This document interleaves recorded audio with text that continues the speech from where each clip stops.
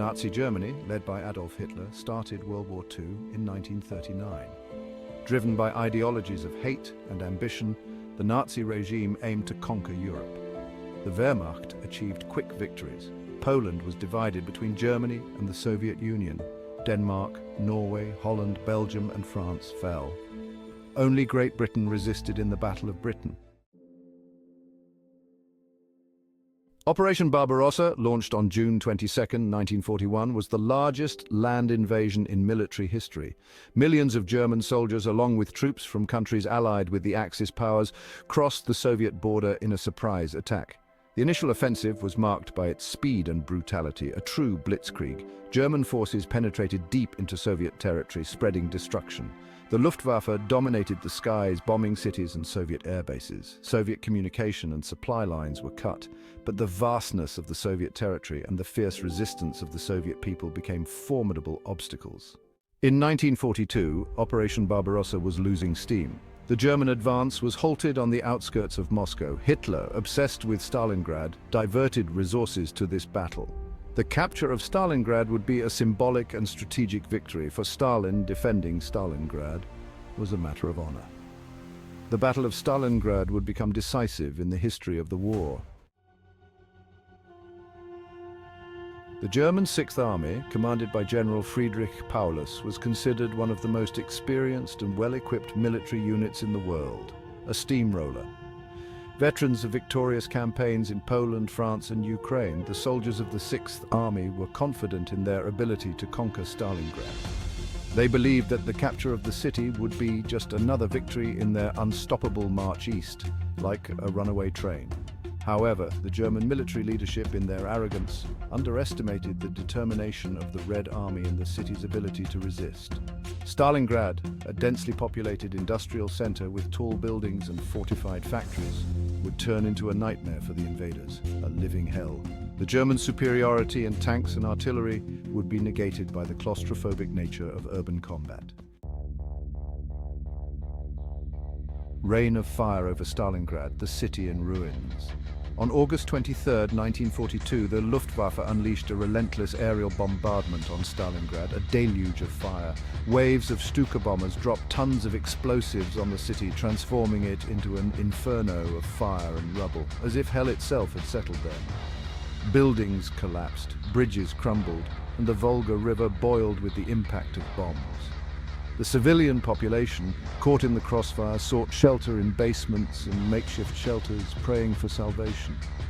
The devastation caused by the German bombings was cataclysmic, indescribable. The city, once a vibrant industrial center, was reduced to a wasteland of rubble and dust, a cemetery.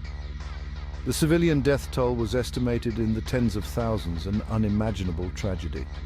However, the bombings, instead of breaking the Soviet spirit of resistance, only strengthened it, like metal that becomes more resistant after being forged in fire.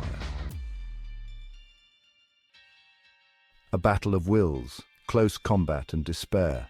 The Battle of Stalingrad turned into a brutal and relentless fight for every block, every street, every house, every inch of land. The Soviet soldiers, fighting with the fury of men defending their homeland, their families, their lives, turned every ruin into a fortress.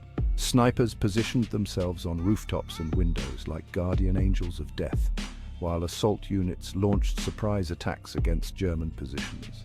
Hand-to-hand combat was frequent and brutal, an animalistic struggle for survival.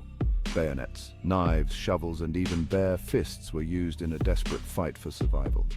Soldiers on both sides fought with a ferocity fueled by fear, by hatred, and by the desire to survive, to see the sun rise again.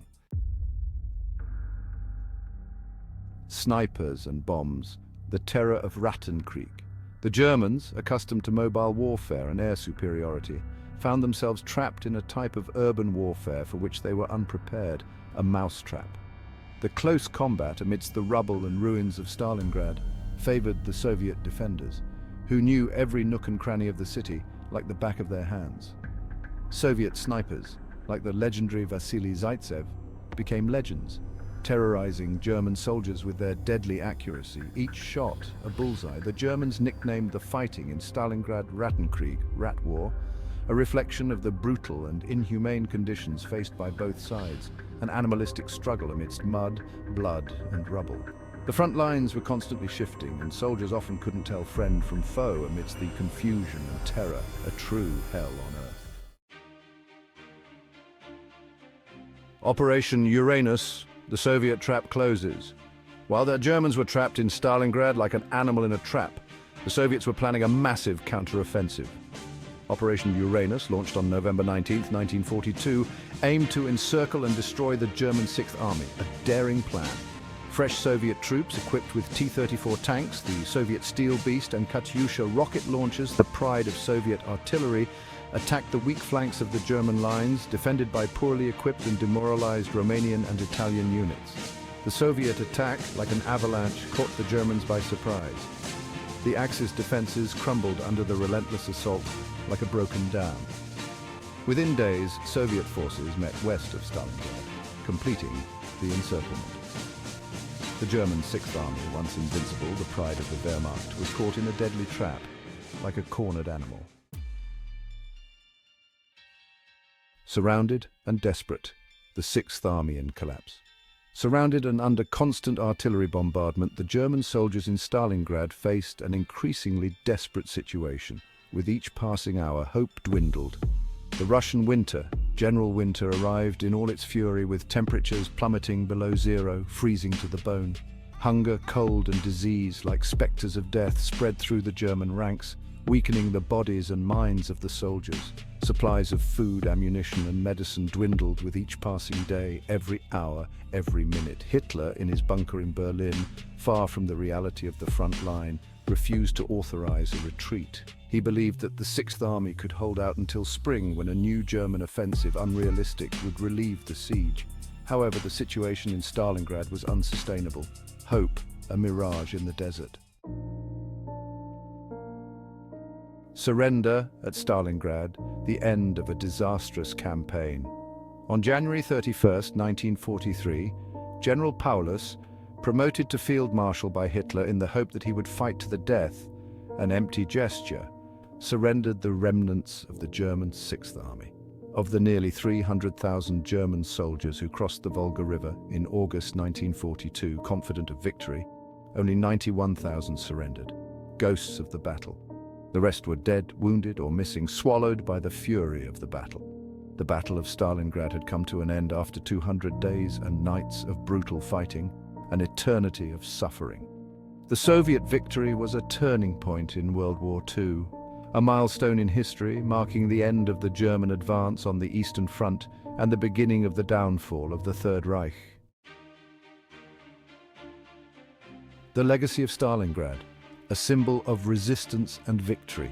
The Battle of Stalingrad remains one of the bloodiest conflicts in human history, a scar on the soul of the world, with an estimated death toll of over 2 million military personnel and civilians, an exorbitant price. The city reduced to rubble, a symbol of the fury of war, became a symbol of the human capacity to resist.